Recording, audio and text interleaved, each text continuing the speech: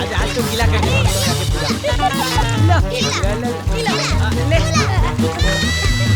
अरे बाबू तनी आराम से नहा लोगन, देखा पूरा आंगन में पानी पानी हो गई बा। माई माई माई इनके देख क्या हो गई, पूरा पानी पानी कर दे लोग। और ये आंगन के दशा देखा। माई ये लोगन के समझा दो ना तो हम बहुत अच्छा से समझा दे। ये लड़के बाड़े की बानर रे, जब से घर में आयल पाड़े ना पूरा घर सर पे उठा कर रखले बाड़े। ए तोहनी के संभल जाने तो बढ़िया से समझा दे। ए सुधर जा तोहनी लोग। अरे रुक तो, अबे बताओ तानी। ले ले दिमाग खराब भइल बा सबके। का भइल माई, काहे चिल्लाता? लौकत नहीं के का भइल? अरे देख हम नहा धो के तुलसी माई की पूजा करे जात रहनी है और ई लोग गंदा पानी डाल देले सब। का करी?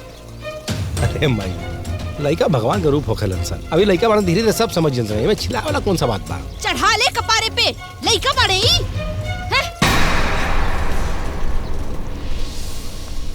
दे दे ले नो नो ला ला दे, पकड़ पकड़। अरे ला ला ला ला। ए भैया ये देखा का लड्डू।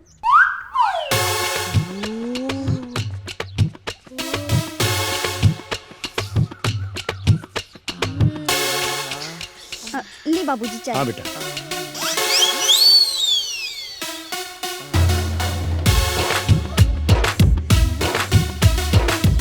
आई हो दादा। माई माई ये देखा कुल पूजा के लड्डू खा गए लोग। का रे तोनी लड़के बाड़े की शैतान, ढंग से पूजा ना करे देले। तोहनी के पेट है कि भंडार कोष भगवती माई के मुंह में चल जाते। का भइल बाची? देखा कुल पूजा के लड्डू खा गए लोग, मुझे भंग कर देले। हम ना ई अंज कैले बा ना दीदी, देव बोलना से तब हम निकल लिया। दीदी हम ना ये सब ले ले हो। अच्छा तू तो ई दोनों के नाना बाड़े का? हम तोहनियों के चोरी कल सिखौनी हां? हां तू लोग हमरा के जिया देबे कि ना? बोला। सॉरी दीदी। सॉरी और कुछ ना, होई। गलती कइल बाड़े तो ओकर सजा भी मिली। चल तू चल चल। दीदी दीदी दुख करता। का खड़ा बाड़े? चल दीदी दुख करता, दीदी छोड़ ना। तो तरीका सिखावा, जानवर के तरह रहन सब।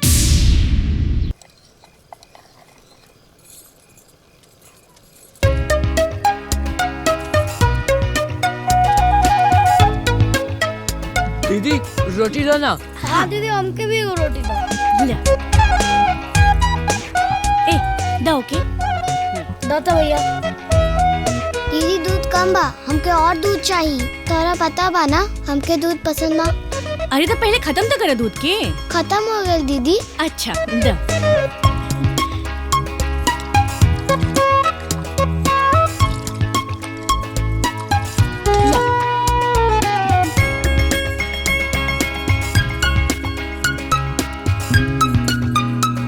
दीदी सब्जी दाना खत्म हो गई।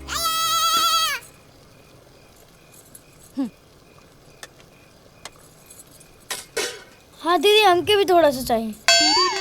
अरे तनी आराम आराम से खा लोगन, बने तदा कवन इतना जल्दी बाटे।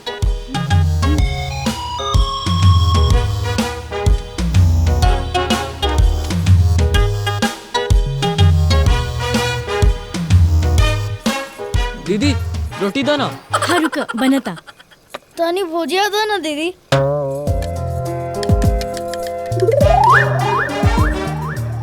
ल बढ़िया बनल है ना? दीदी रोटी। हाँ हाँ बनता बनता, रुक जा।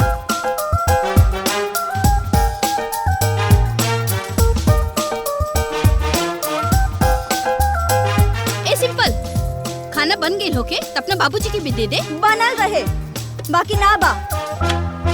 का मतलब? मतलब और आ गइल, खा गइल लोगन। खा गई?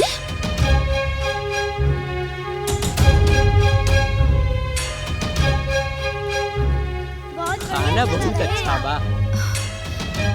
हे भगवान बेटा के भंसार रे। महीना के राशन 2 दिन में खा जाइए।